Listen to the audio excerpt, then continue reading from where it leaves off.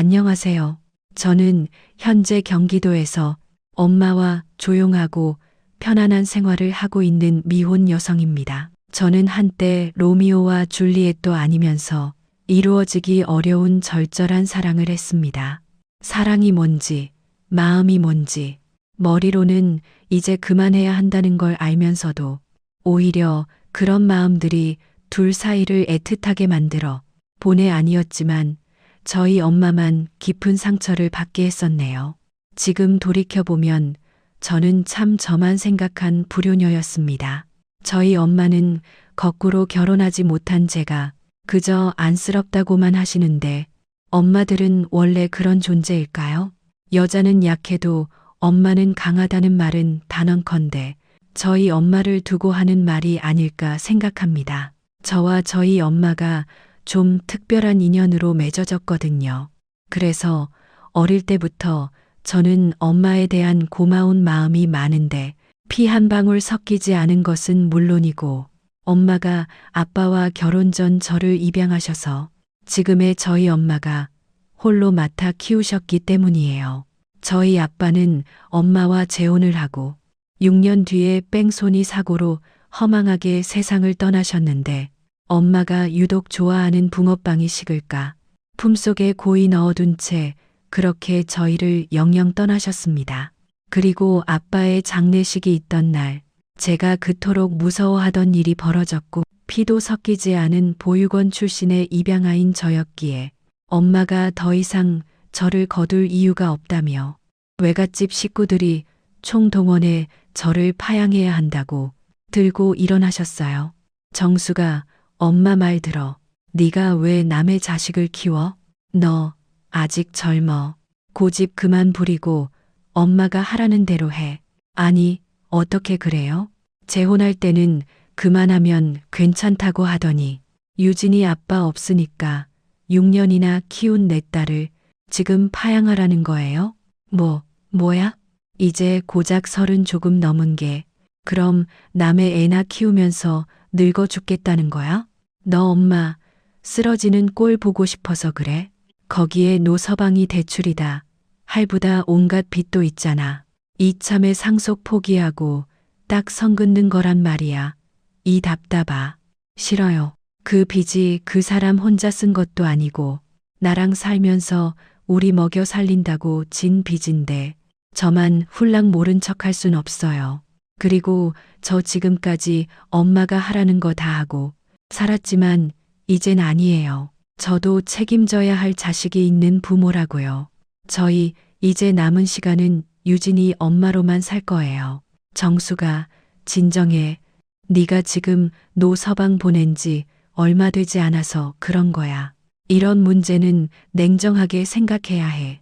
유진이가 제 친엄마도 아닌 널 나중에 엄마라고 챙길 것 같아? 왜 옛말에 머리 검은 짐승은 거두지 말라고 했겠어. 나중에 후회하지 말고 식구들 말 듣자. 너 원래 식구들 말 잘 듣잖아. 싫어. 결혼 2번은 식구들이 하라고 해서 한 거지만 유진이는 내가 키울 거야. 오빠 말대로 설령 유진이가 날 엄마라고 생각하지 않는다고 해도 6년 동안 키워놓고 애 아빠 없다고 버리는 그런 짓은 절대 안 해. 그리고 똑똑히 들어. 지금 이러는 거 나도 나지만 유진이한테 상처야. 유진이가 다 듣고 있다고. 어른이라는 사람들이, 할머니고 삼촌이란 사람들이 어떻게 애 앞에서 그래. 내 의사 존중해주지 않을 거면 누구든 여기 없어도 되니까 지금 당장 나가. 너 정말 우리 마음 몰라줄 거야? 너 그러다 엄마 쓰러져. 이걸 왜 몰라? 미안하지만 나도 지금은 내가 먼저야. 남편도 보내야 하고 얘도 내가 챙겨야 해. 그러니까 도와줄 거 아니면 제발 가줘. 저는 그날 처음으로 엄마가 큰 소리 내는 모습을 봤어요. 그리고 엄마는 그날 이후 자기 가족과 연을 끊고 저와 살기 위해 세상 누구보다 강하고 목소리 큰 사람이 되셨는데요. 저는 그런 엄마를 보며 당연히 고마웠지만 사실은 미안한 마음이 더 컸어요. 저만 아니면 엄마는 그렇게 살 필요가 없었으니까요. 그리고 세상의 편견은 잠자코 내버려두지 않았어요. 드라마 속의 세상은 주인공들에겐 한없이 너그러웠지만 실제로 마주하는 우리 같은 사람에겐 냉정하기만 하더라고요. 억울한 일만 당하지 않는다면 저와 엄마는 바랄 것이 없었거든요. 그런데 우리 주변의 사람들은 제가 엄마와 너무 닮지 않았다는 이유로 별별 소문들을 만들어냈고, 그렇게 제가 고아 출신으로 입양된 자식이라는 걸 알게 되자 세상에서 가장 만만하다는 듯이 저와 엄마를 무시하며 없던 말을 죄책감 하나 없이 만들어내더군요. 그런 와중에 엄마는 저를 키우기 위해 안 해본 일이 없었고, 그렇게 돈을 모아 아빠가 남긴 빚을 갚아 나가면서 살기 위해 동네에 작은 실내 포차를 차리셨는데, 애 딸린 과부가 동네 남자들을 홀리려 술집을 차렸다며 참 말도 안 되는 말이 동네를 떠돌았어요. 당장 나와. 야, 너네 엄마 어디 갔어? 엄마 시장 가셨는데요. 아줌마, 왜 그러세요? 시장, 놀고 자빠졌네. 너네 엄마가 어떤 여자인 줄 알아? 순진한 남의 남자 꼬셔서 등쳐먹는 그런 년이야. 아줌마, 무슨 말씀을 그렇게 하세요? 저희 엄마가 그랬다는 증거 있어요. 있지. 이 동네 여자들 다 안다고. 아이씨, 큰아들아 나올 줄 알았네. 엄마 두둔하려 온 거 아니야? 민철이 아줌마는 그렇게 잔뜩 화가 난 얼굴로 영업 시작도 안 한 저희 가게에 와서 아직 18살밖에 되지 않은 저에게 그런 막말을 쏟아내셨어요. 그리고 때마침 근처 시장에서 장을 보고 돌아온 엄마가 민철이 아줌마의 말을 듣고 보란 듯이 장바구니를 턱하고 상에 올려놓으셨는데요. 두둔하긴 누가 두둔해? 그리고 남의 딸한테 지금 그게 할 소리야? 지도 자식 키우는 애미면서 애 앞에서 할 소리 못할 소리 구분도 못하냐? 어머, 그래서 너는 내 남자니 남의 남자 구분도 못하고 임자 있는 남자 꼬셨냐? 좀 분수를 알아야지. 내가 너 눈웃음 살살 치고 웃고 다닐 때부터 알아봤어. 시끄럽고. 우리 남편 어딨어? 어딨냐고? 왜 내 남편을 여기서 찾아? 나 시장 다녀온 거 보면 몰라? 어디서 쇼야? 인연이랑 우리 남편 같이 있는 거 봤다는 사람이 이 동네 수두룩 빽빽인데, 내 남편 어제 여기서 친구랑 술 먹은 거 맞는데 난 그 뒤로는 본 적이 없어. 나랑 같이 있는 거 봤다는 사람 누군데? 싹 다 데리고 와봐. 난 떳떳하니까. 떳떳? 어디서 굴러먹다가 버려진 남의 새끼나 주워다 키우는 주제에 무슨 뜻인지 알고서 떠드는 거냐? 이 맞은편 국밥집 아줌마도 너랑 우리 남편이 사거리 모텔에서 나오는 거 봤다고 했어. 이래도 시침이 뗄 거야? 너도 참 머리 나쁘다. 내가 정말로 바람 필 것 같았으면 멀리 떨어진 모텔을 가지. 집 코앞 사거리를 가겠냐? 그러니까 네가 내 남편한테 무식하다는 소리를 듣는 거야. 그리고 남의 새끼. 여기에 남의 새끼가 어디 있어? 내년이지. 내가 짐작은 했는데 동네에 내 새끼한테 이상한 소문 내고 다니면 너한테 득이 될 게 뭐가 있는데? 어디 할 짓이 없어서 남의 귀한 새끼를 건드려? 너 오늘 잘 걸렸어. 오늘 둘 다 여기서 죽자. 그래, 그렇게 말하면 내가 뭐 무서워할 줄 알아? 좋아. 오늘이 동네에서 너나 나 둘 중에 하나는 죽는 거야. 저는 점점 험악해지는 두 사람을 말렸어요. 하지만 잔뜩 화가 난 두 사람이 어찌나 억센지 혼자서는 벅찼는데, 그때 동네 친구이자 문제의 아줌마 아들인 민철이가 뛰어들어와 저를 도왔어요. 엄마, 그만해. 아빠 지금 집 와서 자고 있어. 밤새 동민 아저씨랑 화투치고 놀다 들어왔대. 엄마는 왜 걸핏하면 여기 와서 그래? 뭐, 내 아빠가 그래? 그래. 엄마가 하도 난리치니까 내가 물어봤지. 엄마 못 믿겠으면 동민이 삼촌 아줌마한테 물어봐. 엄마는 확인도 안 하고 여기서 이러면 어떡해. 정말 내가 엄마 때문에 못 살아. 이모, 죄송해요. 저희 엄마가 실례를 했어요. 실례는 무슨. 다 그럴 만한 구실을 주니까 의심을 사는 거지. 가자. 내 인간을 가만두지 않을 거야. 잠깐. 가긴 어딜 그냥 가. 내가 구실을 줬다고? 이 여편네가 아직도 정신을 못 차렸네. 당장 사과해. 나한테도 하고 우리 유진이한테도 제대로 사과하라고. 어떻게 엄마라는 사람이 제 아들보다 못하냐? 내가 왜 너희들한테 사과를 해? 니들 같은 것한테 절대 사과 못하지. 막말로 순진한 남자 꼬셔서 팔자 고치려고 술집 하는 거 아니야? 근데 어쩌냐? 너 같이 굴러먹던 년한테 그런 마음 품을 남자는 이 동네엔 없어. 꿈깨, 너. 솔직히 말해. 이 가게 잘 되는 게 배 아파서 그냥 내 가게에 손님 끊겨서 해코지하고 싶은 거잖아. 그러게 내 가게에 진작에 신경 좀 쓰지. 음식이 맛있기나 해. 그렇다고 가격이 싸기나 해? 아니면 친절이라도 하든가. 넌 무슨 배짱인데. 그래 놓고 내 가게가 장사 좀 되는 것 같으니까 이렇게 말도 안 되는 짓 하는 거잖아. 누가 그래? 그리고 내 가게 없을 때 내 가게 진짜 잘 됐거든. 네가 말도 안 되게 가격을 후려치니까 다른 가게에 피해 주는 거잖아. 내가 가격을 후려치는 게 아니라 네가 바가지를 씌운 거지. 말은 바로 해. 그래 놓고 내 남편이랑 내가 바람이 났다고? 나도 보는 눈이 있거든. 뭐야, 이게 정말. 그날 저와 민철이가 말리는데도 저희 엄마와 민철이 아줌마는 기어코 2차전까지 버리고 말았어요. 그리고 두 사람 손에는 상대의 머리카락이 한 움큼씩 뜯기고서야 완전히 싸움을 멈출 수 있었는데요. 이렇게 서로만 보면 못 잡아먹어 안달인 두 사람이었지만 2년 전까지만 해도 두 사람은 서로를 못 챙겨줘서 안달인 정도로 사이가 좋았던 사람들이었어요.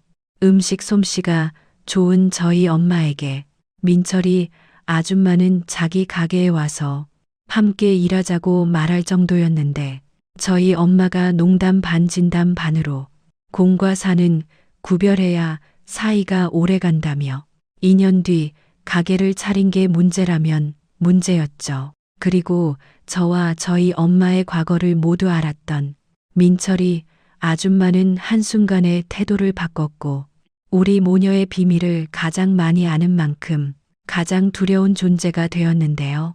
거기에 민철이 아줌마의 심기를 건드리는 게 또 한 가지 더 있었는데 그건 바로 당신 아들 민철이가 저에게 푹 빠졌다는 거였어요. 저와 민철이는 중학교 때부터 같은 학교에 다녔고 엄마들이 친해 둘 다 외동이다 보니 자연스럽게 친해지게 되었고 민철이에겐 제가 첫사랑이나 다름없었어요.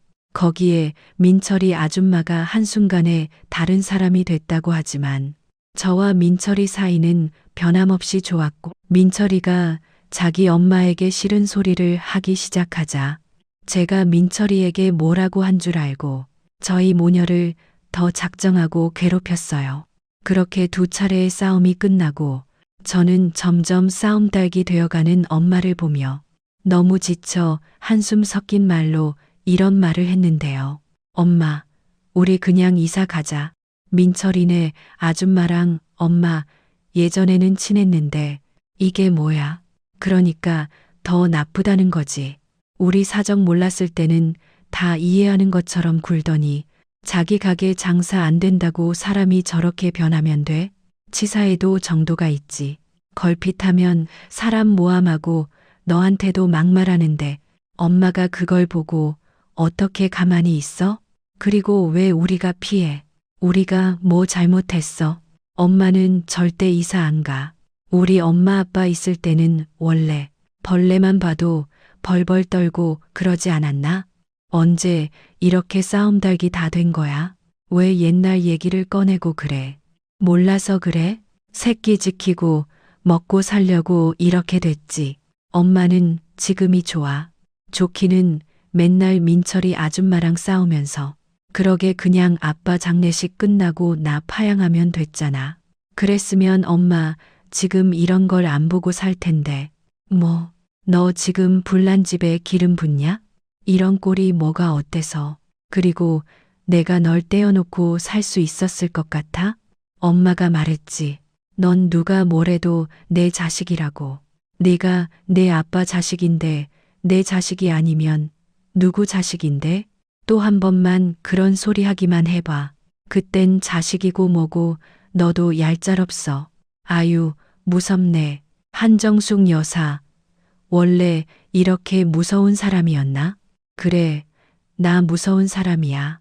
그러니까 엄마 말 잘 들어. 알겠어? 엄마는 아빠 보낼 때 약속했어.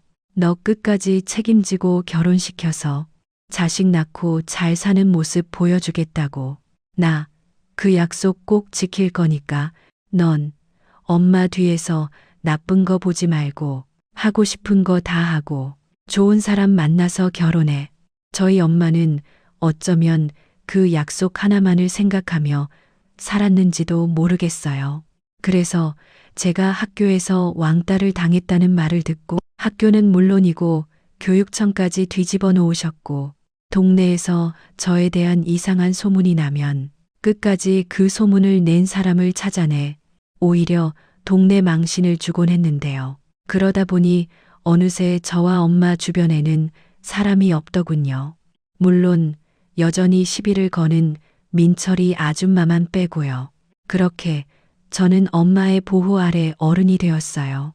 엄마는 빚을 지더라도 대학에 가라고 했지만 저는 그러고 싶지 않았고 그럼 취직하게 자격증이라도 따라는 엄마의 뜻을 꺾고 저는 엄마와 본격적으로 장사를 하길 원했는데요. 아니, 왜 엄마 말을 안 듣냐? 너까지 이런 일 할 필요 없다니까. 이런 일이 뭔데? 손님한테 음식 파는 게 나빠? 나 음식 만드는 거 좋아해. 그래, 좋아한다 쳐. 그럼 제대로 배워서 레스토랑 같은 데서 셰프를 해. 그럼 내가 뭐라고 안 하지. 엄마 힘들잖아. 너 엄마 돕고 싶어. 그리고 엄마가 사장인데 내가 왜 다른데 취직을 해. 돕긴 뭘 도와? 이런 코딱지만한 곳에? 그럼 이참에 우리도 가게 넓히던가. 민철이네도 무슨 건물 1층인가 거기로 가게 옮긴대. 됐어. 빚만 잔뜩 지고 그런 데 가면 하루하루 쪼들려서 못 살아. 엄마는 여기가 좋아. 빚도 남았고 좋기는 걸핏하면 민철이 엄마가 횡포 놓으려고 오는데 우리도 남자 직원도 좀 뽑고 장사 좀 본격적으로 해보자. 돈이 돈을 번다는 말 엄마는 몰라? 벌써 장사꾼 다 됐네. 그러다 한 방에 훅 가는 거야. 그리고 너는 그렇게 민철이 엄마 싫어하면서 그 집 아들이랑 잘도 투닥인다. 사귄다니? 아니야. 그냥 친구지. 너 얼굴 빨개졌다. 긴가민가 했는데 정말이구나. 하기사 민철이 걔가 여기 맨날 출근 도장 찍는데 엄마가 모를 것 같았어? 아니라니까. 정말 왜 그래? 그냥 걔가 나 좋아하는 거지. 걔가 그런 게 하루 이틀이야? 엄마가 볼 땐 너도 싫지 않은 것 같은데. 민철이 엄마 욕은 그렇게 하면서 민철이는 좋냐? 이씨 아니라니까. 엄마는 괜찮아. 둘이 결혼하면 좀 골치는 아플 것 같지만 그래도 내 딸이 행복하면 엄마는 그것도 괜찮아. 솔직히 민철이 엄마는 별로지만 민철이는 괜찮지. 성실하고 착하고 우리 딸밖에 모르고 너밖에 모르는 게 내 아빠 닮았어. 엄마는 정말 아니라고. 하여간 무슨 말을 못해. 참 희한하죠. 사실 저는 그때 민철이랑 사귀고 있는 게 맞았어요. 머리로는 민철이 아줌마 때문에 사귀는 거 말도 안 된다고 생각했는데 어릴 때부터 제 옆에서 항상 제 편을 들어주고 제가 곤란할 때면 슈퍼맨처럼 나타나 저를 구해주는 민철이에게 어느 순간 저도 마음을 품게 되었거든요. 그런 제 마음을 어떻게 귀신같이 알았는지 저는 제 마음을 몽땅 들킬까봐 서둘러 자리를 피했고, 그때가 저도 민철이도 25살 한창 좋은 시절이었는데, 군대를 다녀온 민철이는 더욱 어른스러워져서는 저와 결혼해 저와 저희 엄마를 자기가 책임지고 싶다는 말을 자주 했어요. 하지만 누구보다 민철이 엄마가 어떤 사람인지 제가 잘 알기에 결혼까지는 생각도 하지 않았는데요.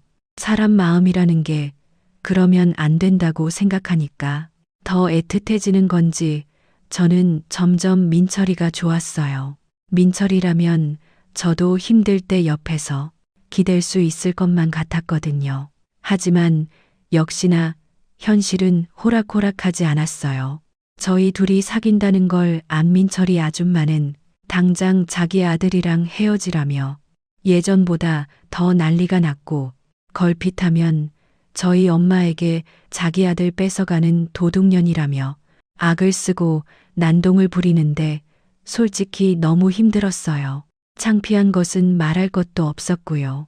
그래서 헤어지려고도 수없이 결심을 했는데 어려서 마음을 키워와서 그런지 마음을 접기란 제 의지처럼 되지 않았어요. 민철이도 원하지 않았고요. 민철이는 자기 집과 연을 끊더라도 저와 꼭 결혼하고 싶다고 했어요. 자기 아들이 그러면 그럴수록 민철이 아줌마의 광기는 도를 넘었고 끝끝내 저희 모녀를 동네에서 쫓아내려 했는데요. 그 일은 어느 날 갑자기 얼굴도 기억나지 않은 손님이 우리 가게 음식을 먹고 탈이 났다며 환불과 병원비를 요구하는 것으로 시작됐어요. 보건소까지 식중독 신고가 들어가 저와 저희 엄마는 곤욕을 치러야만 했는데 현장 검식에서 식중독에 관련된 그 어떤 것도 나오지 않았지만 허위 신고라는 걸 저희가 그 손님을 상대로 고소하는 것 외에는 억울함을 풀 방법이 없더군요. 그리고 그러는 사이에 손님들은 사실 확인과는 무관하게 저희 가게의 발길을 뚝 끊어 피해가 이만저만이 아니었어요. 그리고 어쩌다 온 손님은 걸핏하면 저희 모녀에게 시비를 걸었고 가게 물건을 부수고 저희 모녀에게 막말까지 하는데 저도 저지만 엄마가 많이 힘든지 점점 얼굴색이 나빠졌고 어느 날부터는 숨 쉬는 게 힘들다며 장사를 못 나오는 날도 많아졌어요. 사장이 그렇다 보니 버는 것보다 손해는 점점 커졌어요. 그러다 결국 가게 월세도 감당할 수 없었던 저희는 민철이 아줌마가 바라는 대로 가게를 접을 수밖에 없었죠. 우연히 소문이 무성한 미용실에 갔다가 이 모든 일을 제 남자친구, 그러니까 민철이네 아줌마가 돈 주고 보낸 사람들이라는 걸 알게 됐어요. 저는 그 사실에 너무 화가 났고 제가 듣고 있었다는 사실을 몰랐던 동네 아줌마들은 얼굴이 사색이 돼서 제발 민철이 아줌마에게 자기들 얘기를 하지 말아달라며 사정사정 하셨지만 그건 이미 저의 이성의 끈이 나간 뒤였어요. 저는 곧장 민철이네 가게로 뛰어갔어요. 아니, 네가 우리 가게에 왜? 무슨 일로 왔어? 너네 가게 잘 이사 가는 거 아니었니? 밥 먹으러 온 건 아닐 거고. 용건 있으면 빨리 말하고 가줄래? 아줌마 장사해야 하거든. 요즘 손님이 왜 그렇게 많은지 내가 실수가 없어서 말이야. 아줌마는 사람이 왜 그렇게 못돼 처먹었어요? 민철이도 알아요? 아줌마가 저희 가게 망하게 하려고 그동안 돈 많이 썼다는 거요? 아, 민철이가 아줌마가 그러고 다니는 거 진짜 쪽팔려 하는데 그건 모르셨죠? 뭐야, 너 지금 생사람 잡냐? 내가 뭘 어쨌다고? 괜히 떨어진 놈이야. 니네가 망했다고 나한테 화풀이 하려고 왔나 본데 경찰에 신고하기 전에 당장 나가라. 그리고 내 아들이 나를 왜 쪽팔려 해? 어른답지 못하시니까요. 아줌마는 저랑 저희 엄마가 왜 그렇게 싫으세요? 저희가 아줌마한테 뭘 그렇게 잘못했는데요? 나 참 기가 막혀서 내가 새파랗게 어린 년한테 별소리를 다 듣네. 잘못 있지. 어디서 굴러먹던 고아 주제에 동네 손님 다 뺏고 내 아들 혼도 쏙 빼가는데 잘못이 없어? 너네 엄마가 장사하기 전까지 우리 가게 손님 진짜 많았어. 아무리 만만한 게 음식 장사라지만 상도덕은 지켜야지. 그냥 내 가게에 와서 일이나 하면 됐을걸. 꼭 그렇게 내 등에 칼을 꽂아야 했냐고? 그리고 내 아들이 너희 집 머슴이야? 왜 걸핏하면 못 발려 먹어 안달인데? 그러게 내가 좋은 말로 내 아들 만나지 말라고 했지. 아줌마 아들이 저 엄청 좋아하는 거 아시잖아요. 저는 아줌마 때문에 못 만난다고 했어요. 그런데 민철이가 저 아니면 안 된다고 매달리는데 저더러 어떡하라고요? 저희가 머슴처럼 부려먹었다고요? 민철이가 바보예요? 그런데 자꾸 바쁜데도 저 좋다고 쫓아오고 지금 저희 엄마가 아파서 알아 누우셨다고요. 어떻게 사람이 악의적으로 그럴 수 있어요? 그래도 한때는 제일 친한 친구였잖아요. 친구 같은 소리 하네. 그냥 남편 없이 고생해서 안쓰러워서 동정 좀 한 거야. 먼저 주제넘게 설친 건 너랑 내 엄마라고. 더 더러운 걸 보기 싫으면 가게 접은 김에 아주 멀리 이사나 가버려라. 내 아들 그만 휘두르고. 민철이 아줌마는 그렇게 자기가 한 일을 모두 인정하며 도리어 동네에서 나가라며 소리쳤어요. 그리고 퇴근하던 민철이가 그 모습을 모두 보게 됐고 저는 그 자리에서 홧김에 민철이에게 모든 사실을 말하고 헤어지자고 했어요. 그러자 민철이는 어떻게 그럴 수 있냐며 자기 엄마에게 화를 내며 저를 붙잡았는데 민철이 아줌마는 자기를 엄마 앞에서 뭐 하는 짓이라며 또 원성을 높였죠. 저는 그러거나 말거나 지긋지긋한 이 동네를 떠나기로 마음먹었어요. 민철이를 향한 마음이 작다고는 하지 못하지만 현실의 벽은 제가 생각한 것 그 이상이었기에 나중에 서로를 원망하느니 이렇게 헤어지는 게 낫다고 생각했어요.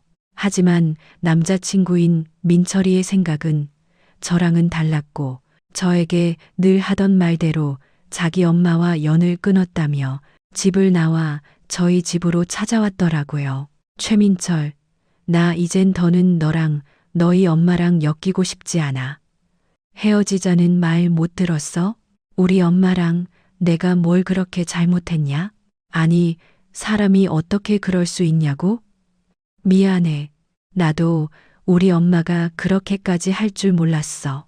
우리 아빠도 다 알고 지금 부부싸움하고 난리도 아니다. 나는 보다시피 집 나왔고 너랑 못 헤어진다고 하니까 연 끊고 나가라고 해서 나간다고 했어. 유진아, 우리 엄마 용서해달라고 하는 거 아니야. 그냥 나 버리지만 마. 너도 알잖아. 나 너 없으면 안 되는 거. 이참에 내가 아들 노릇, 사위 노릇 다 할게. 이모 지금 힘드시잖아. 너도 힘들고 혼자보다는 둘이 낫지 않겠어? 내가 더 잘할게. 유진아, 이제 이모라고 안 부르고 장모님이라고 부를 거야. 민철아, 너는 그렇게 다 버릴 정도로 내가 좋아. 네가 계속 그러니까 너네 엄마가 더 그러는 거잖아. 사람이 사람 좋아하는데 이유 있냐? 나는 그냥 네가 다 좋아. 처음 봤을 때도 그렇고 지금도 그렇고 앞으로도 평생 그럴 거야.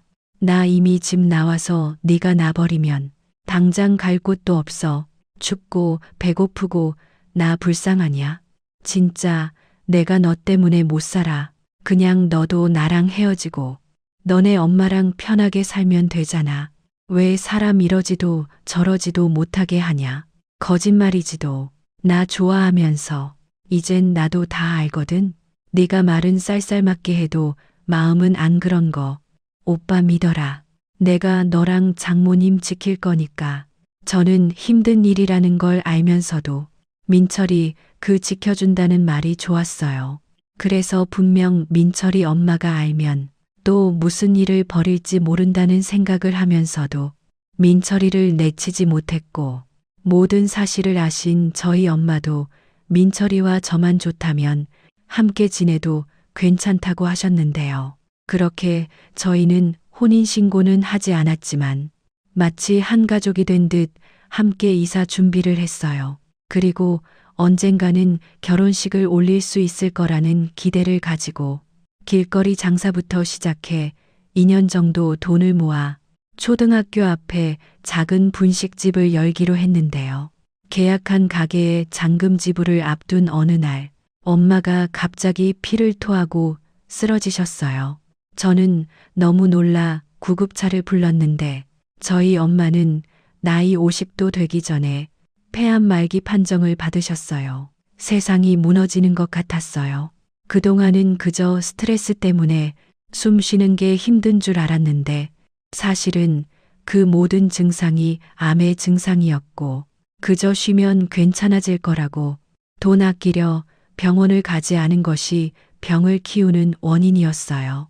도대체 얼마나 고통을 참은 건지 저는 엄마에게 참을 게 따로 있지 아픈 걸 왜 참냐고 화를 냈죠. 더 고민할 것도 없어 당장 입원하고 수술을 받자고 했어요. 하지만 엄마는 끝까지 계약한 가게 걱정으로 저에게 앞으로 살 궁리를 해야 한다며 제 속을 또 뒤집어 놓았고 저는 그런 엄마에게 제정신이냐며 가게 할 돈으로 엄마 치료비에 보태겠다고 처음으로 나를 세우고 엄마에게 화를 냈는데요. 그러자 엄마도 울고 저도 울고 병원은 눈물바다가 되고 말았어요.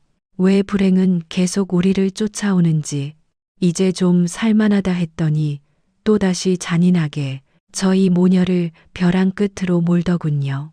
저는 그런 세상이 싫어지기까지 하더라고요. 그때의 심정은 엄마랑 민철이만 아니면 엄마가 아닌 제가 당장 죽고 싶다고 생각할 정도였어요. 저는 그만큼 앞도 보이지 않았고 그저 무섭기만 했죠. 그리고 그때도 제가 세상에서 의지할 사람은 역시 남자친구인 민철이밖에는 없었어요. 누구보다 제 마음을 잘 아는 민철이는 엄마에게는 화를 내는 저를 위로하지도 타이르지도 못해 어쩔 줄 몰라 했어요. 그러자 엄마는 자기만 냉정해져서는 이런 말도 안 되는 소리를 하더군요. 유진아, 엄마 말 들어. 엄마, 당장 안 죽어. 계약 다 해놓고 계약금 날릴 거야? 거기에 아직 빚도 다 못 갚았는데. 이렇게 그냥 병원에 들어가 수술이나 받자고. 너 수술비가 얼마나 비싼 줄 알고나 있어? 내가 보험 있는 것도 아니고. 됐다. 엄마, 지금 그런 게 문제야? 지금도 많이 늦었다고 하잖아. 당장 수술부터 받아야지. 그러다 엄마까지 잘못되면 그때 나더러 어쩌라고? 제 생각도 그래요. 우선 수술부터 하시고 가게는 천천히 하시는 게 좋을 것 같아요.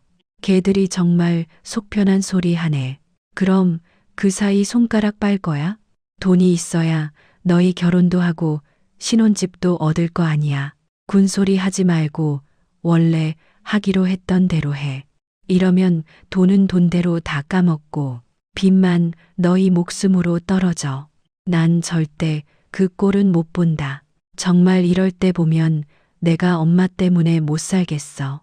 다 됐고 엄마 수술을 안 하면 나 그냥 엄마 안 보고 아무도 모르는 곳에 가서 확 죽어버릴 거야. 뭐, 너 그게 엄마한테 할 소리야? 장모님, 그럼 제가 결혼 준비로 모은 돈 있으니까 일단은 수술하시고 제가 대출을 받아서 가게 잔금 치를게요. 그럼 되죠? 민철아, 내가 너한테 어떻게 그런 돈을 받니? 나 살자고 너 빚지게 만들어?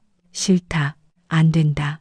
너희 엄마 생각하면 지금 이게 맞는 건가 싶지만 난 내 딸이 제일 중요해서 내 딸이 원하니까 너도 같이 있자 했던 건데 내 돈까지 내가 써봐라. 내 엄마가 날 가만히 두겠니? 내 마음은 고맙지만 그 돈은 정말 너희들 결혼할 때 쓰자. 그나저나 유진이 좀 네가 설득해봐라. 설득은 무슨. 나도 이번에는 절대 못 물러나. 그러니까 수술을 받든지 수술 안 하고 같이 죽든지 둘 중에 하나에. 저는 절실한 마음으로 엄마에게 반협박을 했어요. 그러자 엄마는 끝내 참고 있던 속마음을 털어놓았고, 사실은 자기도 무섭다고 살고 싶다고 하는데 제 속이 다 타고 없어지는 것 같았어요. 결국 엄마는 제 뜻대로 수술을 받기 위해 병원에 입원하기로 했어요. 그리고 계약했던 가게에 민철이가 사정을 말하고 부탁을 드려 위약금 없이 계약금도 모두 반환해 왔는데요. 그렇게 병원 입원을 진행하는데 택시를 타고 병원으로 향하는 중 신호에 걸려 차가 멈췄는데 저희 엄마가 그 순간 저에게 잠깐만 내리자고 했어요. 왜 또 그래? 이미 입원하기로 나랑 약속했잖아. 그래, 네가 하라는 대로 다 할 거야. 근데 저기 좀 봐. 자리가 너무 괜찮지 않니? 자리? 무슨 자리? 왜? 저기 노점상들 있잖아. 보아하니 지나다니는 사람들도 제법 많고 여기 괜찮을 것 같다. 엄마, 설마 이 몸으로도 길거리 장사를 하려고? 엄마, 지금 수술하러 가는 환자야. 그래. 근데 뭐 나는 계속 병원에만 있어. 배운 게 도둑질이라고.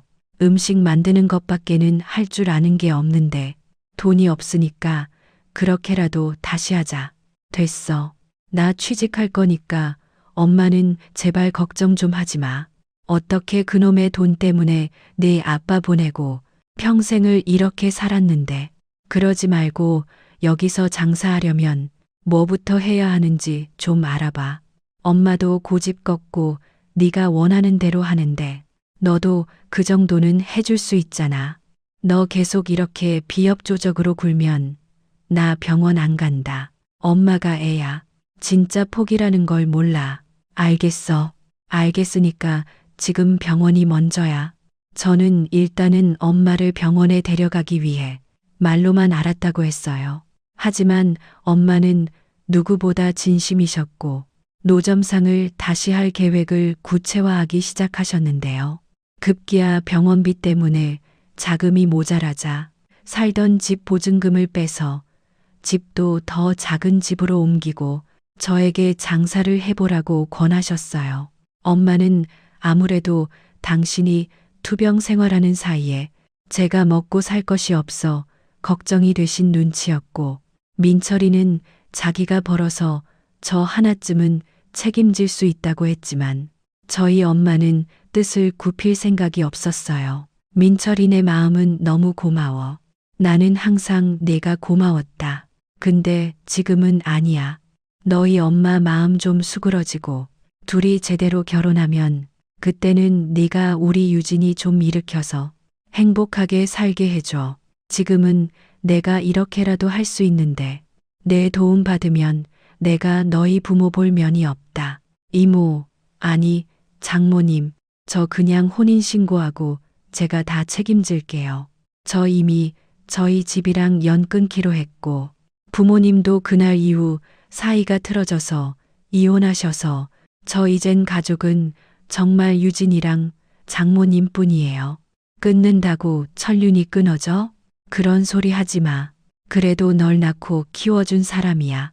솔직히 지금도 너희 엄마 생각하면 화가 나고 내 엄마가 밉지만 지금은 안쓰럽다는 생각도 들어. 시간이 많이 지났잖아. 내 엄마도 네가 얼마나 보고 싶겠니. 그리고 사람이 오죽하면 그랬을까 하는 생각도 들어. 거기에 이혼까지 더하면 더했지. 아마 날 원망 많이 할 거다. 그런 이민철이 너는 지금처럼만 있어주는 것만으로도 나는 고맙다. 유진이 옆에 착한 네가 있어 정말 다행이야. 그리고 우리 눈치 보지 말고 내 엄마 어쩌고 있는지 살펴보고. 그래도 네가 하나뿐인 자식이잖아. 혹시 알아? 이젠 반성하고 다른 사람 됐을지. 엄마는 아마도 제발 민철이 아줌마가 그렇게 변했길 바라는 눈치였어요. 그래야 저도 결혼하고 저와 민철이가 정식으로 혼인신고를 하고 살 수 있을 거라고 생각하셨을 테니까요. 저는 결국 엄마의 성화로 살던 집 보증금을 빼 부족한 자금을 만들어 구청에 도로 점용 허가증을 혼자 받아 노점상을 꾸릴 준비를 했어요. 엄마는 병원에 입원해서 수술을 받기 위한 각종 검사와 준비를 하면서도 온 신경은 노점상 차리는 것에 쏠려 있었죠.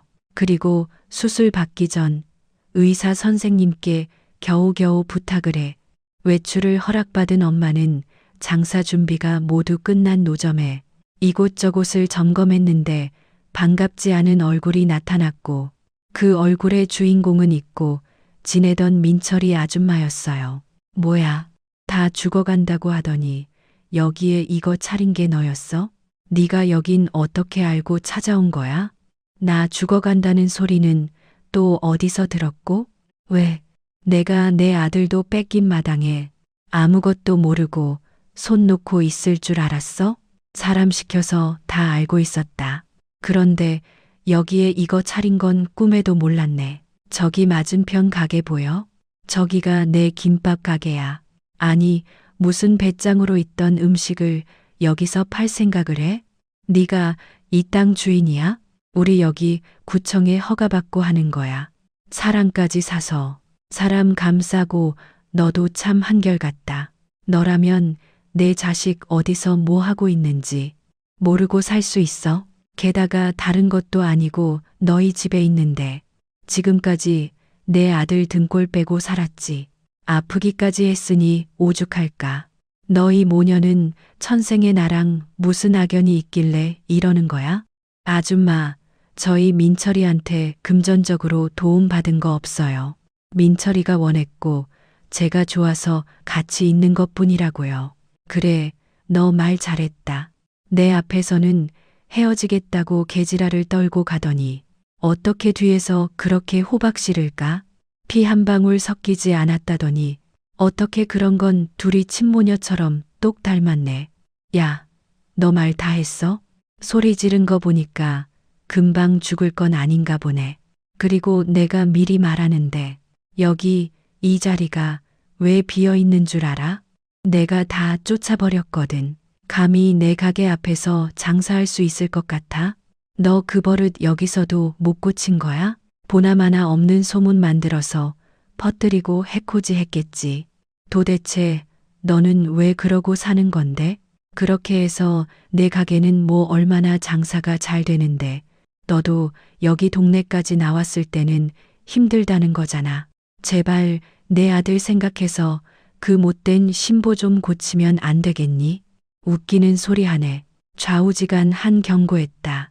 여기서 장사할 거면 각오 단단히 해. 길거리 노점쯤이야 나한테는 일도 아니거든. 민철이 아줌마는 그렇게 말하고 씩씩거리며 자기 가게로 돌아갔어요. 그리고 오픈도 하기 전에 사람들은 시끌시끌한 저의 노점을 보고 수군거리기 시작했고 저는 괜한 짓을 했다고 생각했는데요. 그때였어요. 유진아, 주눅들 거 없어. 우리는 우리대로 하면 돼.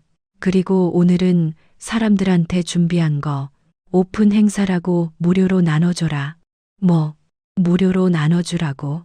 엄마, 이게 다 얼만데. 그렇게 돈도 없으면서 왜 이럴 때는 후한 거야? 사람들 모여 있잖아. 이럴 때가 기회야. 맛을 보여줘야 손님들도 알지. 엄마는 저 사람들이 좋은 마음으로 여기 모여 있는 줄 알아? 싸움 구경을 하고 모였던 거잖아. 그게 뭐가 중요해? 얼른 종이컵에 떡볶이 담아서 사람들 갖다 줘. 엄마는 내켜하지 않는 저에게 계속 종이컵에 떡볶이를 담아 사람들에게 가져다 주라고 시켰어요. 그리고 마지못해 제가 건네는 떡볶이를 받았던 사람들은 제각각 황당한 얼굴들을 하면서도 공짜라는 말에 떡볶이를 먹기 시작했는데요. 엄마의 기지는 제가 전혀 예상하지 못할 결과를 가져왔어요. 싸움 구경을 하려고 모였던 사람들이 떡볶이가 맛있었다며 다음 날 일부러 노점상을 찾아왔고 입소문에 입소문이 퍼지니 제가 혼자 장사하는 게 버거울 지경에 이르게 되었죠. 그리고 감사하게도 수술을 마친 엄마는 생각보다 빨리 일반 병실로 옮겨졌는데요. 저는 손님도 많고 엄마의 빠른 회복에 신이 나 열심히 장사를 했어요. 그리고 그 사이 손님을 더 뺏긴 민철이 아줌마는 얼굴이 불그락 푸르락해서는 가게 밖에서 팔짱을 끼고 사람들로 북적이는 저희 노점상을 노려보고 있었는데 그렇게 계속 연달아 장사가 잘 되자 어느 날 느닷없이 사람들이 가장 많은 시간에 어떤 아주머니들이 집단으로 배가 아프다며 앓는 소리를 내더군요. 아이고 배야. 여기 음식이 왜 이래? 아무래도 길거리 음식을 먹어서 탈이 났나 봐. 그러게 여기가 전에도 식중독 걸린 사람 나오는 가게하고 그랬다는데 그 말이 맞나 보네. 저기요, 그거 먹지 마세요. 탈나요. 아이 구패야. 안 되겠다. 이거 봐요. 당장 119 좀 불러요. 사람 죽게 생겼네. 아주머니들 갑자기 왜 그러세요? 왜 그러기에 여기 음식 먹고 탈나요? 안 보여? 팔이라뇨. 이 음식들은 제가 아침에 만든 것들인데 아줌마들 누구 사주 받은 거 아니에요? 아이고 배야. 무슨 개뼈다귀 같은 소리야. 사람 죽는 거 보고 싶어?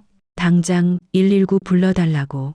길거리에서 퍽이나 위생적이겠다. 제대로 씻지도 않고 만들었지. 이러지 않고서야 어떻게 그래? 다른 사람들은 말짱한데 아줌마들만 그런다는 게 이상하지 않아요? 좋아요. 저랑 같이 병원 가세요. 그럼 됐죠. 만약 거짓일 때는 제가 손해본 거 배로 배상하셔야 할 거예요. 뭐, 배상? 그것도 배로? 아이고 배야. 몰라. 우리는 아파서 병원에 가야 하니까 병원비나 내놔. 그럼 조용히 갈 테니까. 아줌마들 사기꾼이지. 어디서 말도 안 되는 수작을 부려? 거기 딱 기다려. 경찰 부를 거니까. 경찰? 아니, 우린 그냥 저기 맞은편 여자가 돈 준다고 하라는 대로 한 것밖에는 없어. 야, 가자. 괜히 이게 무슨 짓이냐. 여기 전에 가게들은 먹혔는데 저 여자는 안 되네. 저는 짐작은 했지만 역시나 벌어진 일에 어이가 없었어요. 그래서 장사를 하다 말고 맞은편 가게로 쳐들어갔고 한 번만 더 이런 개수작 부리면 그땐 영업방해로 경찰에 신고하겠다고 큰 소리를 쳤는데요. 손님도 하나 없이 파리만 날리던 민철이 아줌마는 제 머리채를 잡더니 신고하려면 해보라며 저를 길거리에 패대기 쳤어요. 그리고는 저희 노점으로 달려가 손님들이 있는데도 불구하고 음식은 물론이고 노점 물건들까지 바닥에 패대기 쳤는데 그야말로 아수라장이 따로 없었죠. 손님들은 비명을 지르며 도망갔고 이성을 잃은 민철이 아줌마는 거기에 있는 사람들이 다 들으라는 듯이 소리소리를 지르며 이렇게 외쳤어요. 여기에 남의 남자 꼬셔서 술집 하던 여자가 차린 노점상이에요. 여기 이 여자는 근본도 모르는 고아에 남의 아들 등골 빼먹는 꽃뱀이고 전에 술집 하면서 이 남자 저 남자 꼬시다가 식중독 환자 나와서 쫄딱 망해 이거 차린 겁니다. 여러분, 여기 음식 먹지 마세요. 아주 더럽고 추잡하다니까요. 아줌마, 왜? 내가 틀린 말했냐? 내 엄마 술집에서 너 키웠고 넌 고아 맞잖아. 그리고 귀한 내 아들 뺏어다 등에 빨대 꽂고. 아니야. 경찰에 신고를 한다고 해. 네가 이기나 내가 이기나 어디 해보자. 나도 이판사판 무서운 거 없어. 네가 그 난리 치고 가서 민철이 아빠한테 이혼당하고 나 너희 때문에 인생 망쳤다고. 그게 어떻게 저 때문이에요? 그것밖에 안 되는 아줌마 인성 때문이지. 지금도 그래요. 헛소문 내고 사람 음해하고 그래 놓고 아줌마는 잘 살길 바랐어요. 오죽하면 남편이랑 아들이 아줌마를 버리냐고요.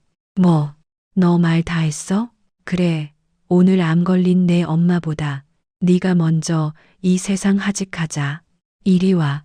저는 저에게 달려드는 민철이 아줌마를 막아서며 저도 이렇게 된 거 지고 싶지 않아 사람들이 지켜보는 가운데 민철이 아줌마와 몸싸움을 벌였어요. 그리고 제가 전화를 받지 않아 걱정이 됐는지 민철이가 일을 하다 말고 노점상을 찾아왔고 저는 맞은편에 민철이 아줌마의 가게가 있기에 어지간해서는 민철이를 오지 못하게 했는데 자기 엄마와 싸우고 있는 모습을 보고 놀라 저희 두 사람을 말리려 애를 썼어요. 그리고 민철이 아줌마는 자기 아들을 보더니 갑자기 길바닥에 쓰러지며 저에게 맞았다고 가슴을 움켜쥐며 앓는 연기를 하기 시작하는데 저는 민철이도 뻔히 보이는 수에 한숨이 절로 나오더군요. 그리고 그때였어요.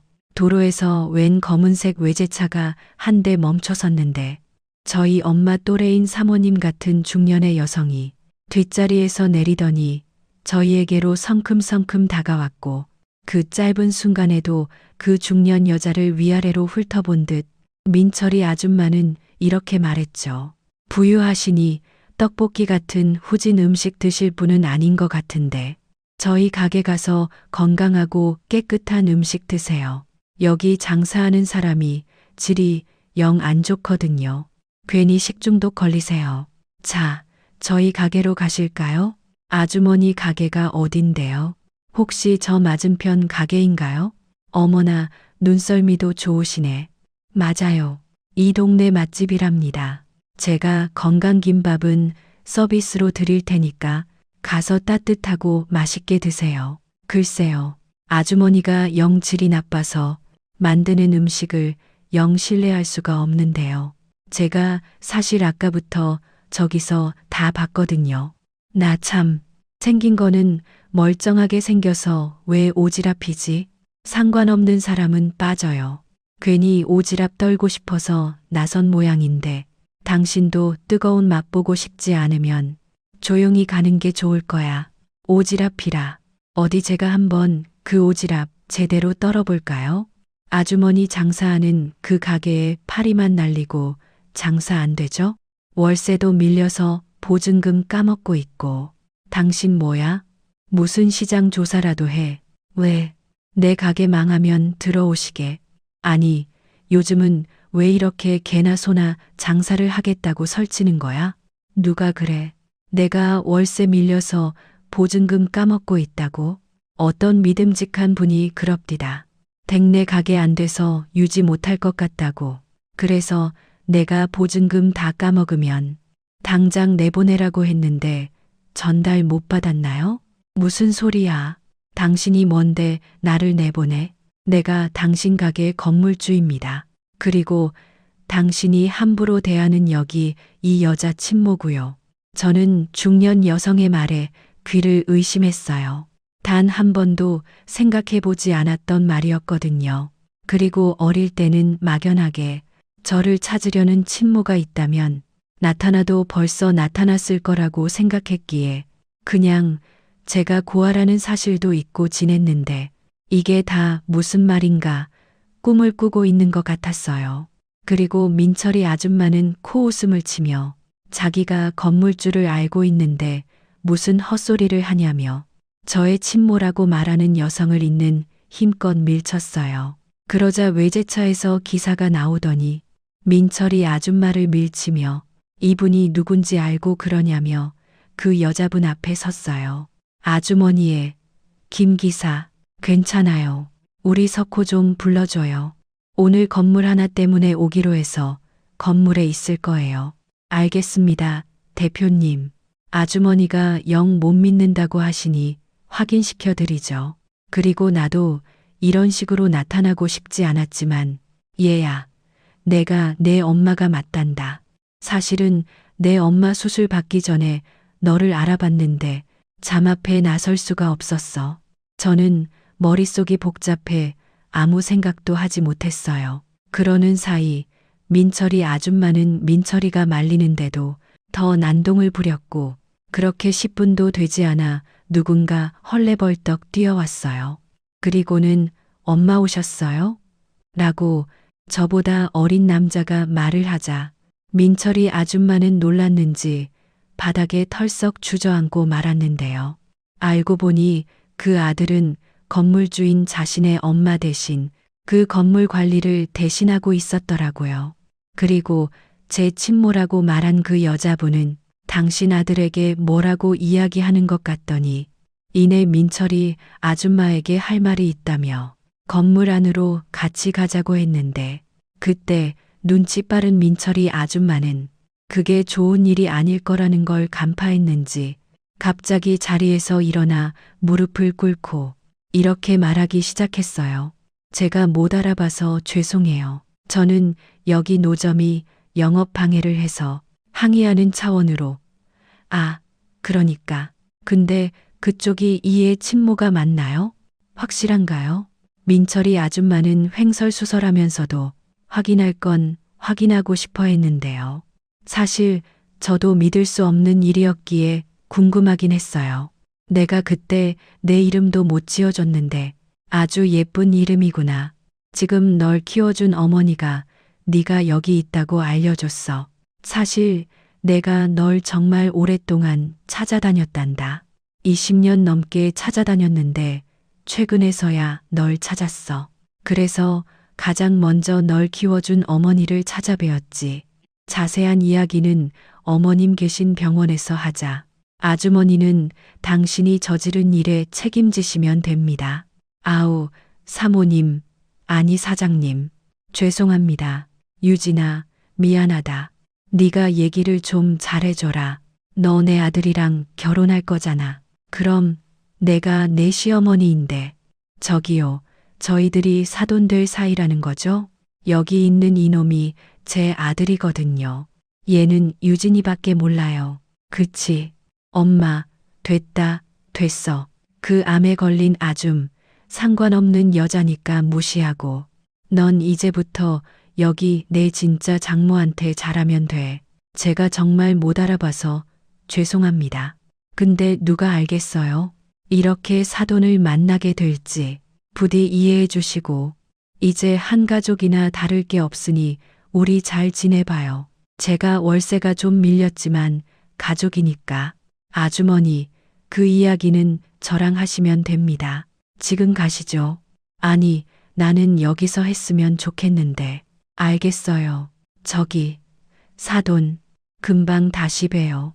민철아, 잘해. 그리고 엄마한테 꼭 연락하고. 유진아, 오늘 미안했고 우리 또 보자. 사람이 어떻게 순식간에 달라질 수 있는 건지. 저는 저를 향해 웃는 얼굴을 보고 소름이 끼칠 지경이었어요. 그리고 민철이와 저는 아무 말도 하지 못하고 그 여자분만 멀뚱멀뚱 쳐다봤는데요. 제가 먼저 이렇게 물었네요. 저는 사실 아무것도 믿을 수 없어요. 어떻게 제가 아주머니 딸이라는 거예요? 유전자 검사를 한 것도 아니잖아요. 병원에서 널 키워준 어머니의 동의로 유전자 검사는 이미 했어. 그리고 혹시 팔 안쪽에 얼룩 같은 점이 있지 않니? 네, 그걸 어떻게? 그게 우리 집안 특유 유전이야. 나는 종아리에 있는데 넌 팔에 있다고 병원에서 들었다. 자, 봐봐. 내 팔의 점이랑 내 종아리 점이 비슷하지? 저는 깜짝 놀랐어요. 사실 그 점 때문에 저는 한여름에도 긴 팔을 입어야 했거든요. 점 모양이 꼭 얼룩처럼 생겨서 언젠가는 그 점을 꼭 없애겠다고 생각했는데 그 점이 유전이라니 놀라운 일이었어요. 그리고 그런 대화를 나누는 사이에 친모의 아들에게 불려간 민철이 아줌마는 다시금 저희가 있는 곳으로 뛰쳐나와 제 친모의 치맛자락을 붙들고 애원하기 시작했는데요. 가게를 빼라니요? 아직 계약 기간도 남았는걸요. 사돈, 이러시면 안 되죠. 계약 기간이 남아있지만 이번 달로 보증금 다 까먹으셨잖아요. 거기에 관리비도 6개월 넘게 연체되셨고요. 계약상에도 이 정도면 계약 해지할 수 있는 내용이 적혀 있습니다. 그리고 내가 왜 그쪽 사돈이에요? 난 그쪽이랑 그런 인연 맺을 생각 없습니다. 잘 모르시나 본데 제 아들이 됐네. 친딸이랑 결혼할 사이예요. 그럼 우리 둘은 사돈이 아니고 뭡니까? 설마 그동안 단물 쪽쪽 빨아놓고 자식들 안 된다고 내치는 건 아니죠? 사람이 그럼 안 되는 거죠. 그렇게 반대하셨다고 들었는데 갑자기 마음이 바뀌셨습니다. 왜? 제가 돈이 좀 있어 보여 이젠 괜찮다 싶으신가요? 그냥 전에는 근본도 모르고 얘 키운 엄마가 이혼의 과부니까 아무래도 그런 사람하고는 사돈 맺을 수 없죠. 근데 지금은 아니잖아요. 이렇게 기품 있고 능력 있는 친모가 있는데 제가 왜 유진이를 마다합니까? 그 말씀은 제가 나서지 않았다면 영영 아드님을 우리 유진이랑 결혼시킬 마음이 없었다는 거죠. 저는 이 결혼 반대입니다. 저는 유진이 키워준 모친과는 다른 사람이에요. 어찌 보면 그쪽이랑 내가 똑같은 사람일 수 있겠네요. 네? 아니, 그게 무슨, 저는 좋은 사람이 아니라는 겁니다. 그래서 똑같은 사람이랑은 엮이고 싶지 않습니다. 가게 당장 정리 안 하시면 사람 불러서 강제로 정리할 테니 그런 줄 아세요. 저는 그날 처음으로 목구멍에 걸렸던 큰 가시가 빠지는 듯 시원함을 느꼈어요. 하지만 한편으로는 좋아하는 사람이 중간에 끼어 있으니 마음이 무겁기도 했는데요. 옆을 보니 민철이는 무슨 생각을 하고 있는지 아무 말도 하지 않았어요. 민철이 아줌마만 계속 민철이를 잡아 끌며 닥달하기만 했는데 아무래도 친모하는 얘기가 통하지 않을 것 같아 자기 아들을 이용하고 싶어 하는 눈치였죠. 그날 저는 망가진 노점을 정리하고 수술을 마치고 회복 중인 엄마의 병실을 친모와 함께 찾았어요. 그리고 엄마는 이미 다 안다는 듯 놀라는 기색도 없이 저를 맞아줬는데요. 그제야 제가 왜 보육원에서 자라게 됐는지 알 수 있었어요. 사실은 내가 시집 가기 전에 처음으로 갖게 된 딸이었어. 처녀가 애를 낳았다고 어찌나 집에서 쉬쉬하든지 내가 널 못 본 사이에 너 외할머니가 너를 친척에게 시켜 멀리 있는 보육원에 보냈어. 그 사실을 알기까지도 너무 오래 걸렸지. 그리고 10년 전부터는 전국 고아원이랑 보육원을 돌면서 너의 행방을 찾았는데 그러다 내 소식을 알게 된 거야. 그리고 아무래도 널 키워준 어머니를 먼저 뵙는 게 예의일 것 같아 수술한다는 말을 듣고 나중에 인사를 드렸단다. 그래, 나도 처음에 많이 놀랐는데 솔직히 안심은 됐어.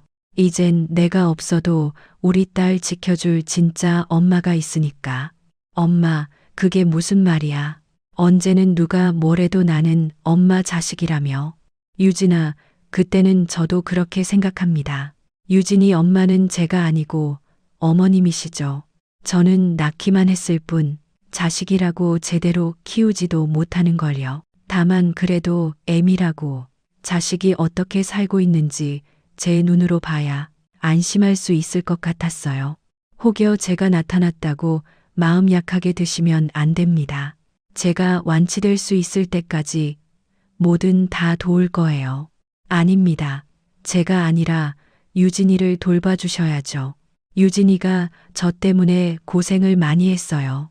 좋아하는 사람이랑 맺어지지도 못하고 지금이라도 하고 싶은 거 다 하게 해주시고 좋아하는 사람이랑 결혼할 수 있게 도와주세요. 저는 그거면 바랄 것이 없습니다. 왜 바랄 것이 없어요? 유진이 결혼하고 애 낳고 행복하게 사는 것 같이 다 봐야죠. 그리고 저랑 유진이는 시간이 많이 필요할 거예요. 급한 건 하나도 없으니 지금은 건강 회복하는 일만 생각하세요. 그리고 유진아, 나는 너한테 바라는 게 아주 없다면 거짓말이지만 그냥 이렇게 가까이에서 널 볼 수 있다는 것에 감사해. 그냥 밀어내지만 말아줘. 그동안 네가 겪어야 했던 아픈 일 내가 다 잊게 해주마. 저희 친엄마는 그렇게 그날부로 저희 모녀에게 모든 금전적인 지원을 해주셨어요.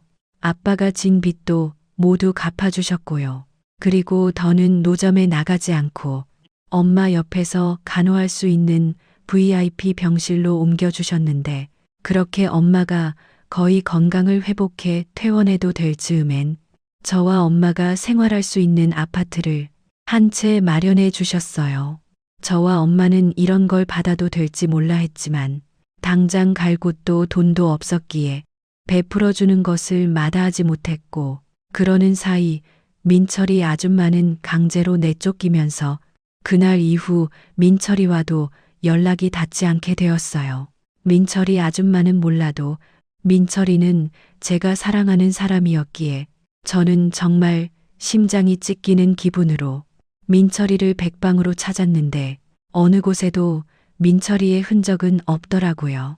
회사도 이미 퇴사를 했고 민철이 아줌마까지 어디 갔는지 알 수가 없어 저는 지푸라기라도 잡고 싶은 심정으로 친모에게 민철이 행방을 찾고 싶다고 부탁을 드렸어요. 그리고 보름 정도가 지났을까요? 저는 충격적인 소식을 듣게 됐어요. 민철이가 저를 위해 자기 엄마와 멀리 떠났다며 다시는 저에게 아픔을 주지 않기 위해 자기가 나서는 게 맞는 것 같다고 제가 이제라도 걱정 없이 행복하게 살았으면 좋겠다고 말을 전해달라고 했다더군요. 처음부터 끝까지 민철이는 저만 생각하는 착한 바보였어요. 저는 울면서 민철이가 있는 곳을 알려달라고 친모에게 부탁을 했지만 그건 민철이가 원하지 않는다며 친모는 시간을 갖고 기다려 보자고 하셨고 저희 엄마도 민철이가 원해서 다시 찾아올 때까지 기다리자며 저를 다독여 주셨어요. 그래서 저는 바보 민철이처럼 5년이 지난 지금도 민철이를 기다립니다. 아마도 친모의 재산을 노리는 자기 엄마의 속셈 때문에 제 앞에 나타날 수 없는 거겠죠. 하지만 사실 표현하지 못해 말은 못했지만 제가 더 많이 민철이를 좋아했기에 설사 꼬부랑 할머니가 될 때까지 기다려야 한다고 해도 저는 민철이를 기다릴 생각입니다. 저랑 저희 엄마는 현재 경기도 한 초등학교 앞에서 작은 분식집을 하고 있어요. 그때 친모가 결혼한 상대가 재력이 꽤 있었는지 위자료로 받은 사업체를 키워 성공한 CEO가 되셨는데 안타깝게도 저를 낳아준 친부는 병으로 세상을 먼저 떠났다고 하셨어요. 그것도 너무 늦게 알게 되어 저라도 꼭 찾고 싶으셨는데 지금은 더 바랄 것이 없다며 내게 저에게 잘 키워줘서 고맙다고 하십니다. 세상에 이렇게 좋은 엄마 둘을 가진 딸이 저 말고 또 있을까요? 돌이켜보면 저는 사는 게 많이 힘들었지만 좋은 사람들과 늘 함께 있었던 것 같습니다. 민철이 같은 남자친구도 있었고요. 그래서 지금은 이 사람들을 위해 제가 더 많이 노력해야겠다는 마음으로 열심히 살아가려 합니다. 언젠가는 저도 친모에게도 엄마라고 부르는 날이 오겠죠. 그리고 너무 늦지 않게 다시 민철이를 만날 수 있기를 많이 소망하며 저의 파란만장했던 이야기를 마치도록 하겠습니다. 지금까지 제 사연 들어주셔서 대단히 감사합니다. 언제나 건강하시고 행복하시길 진심으로 바랍니다. 오늘 하루 좋은 일만 가득하세요. 고맙습니다.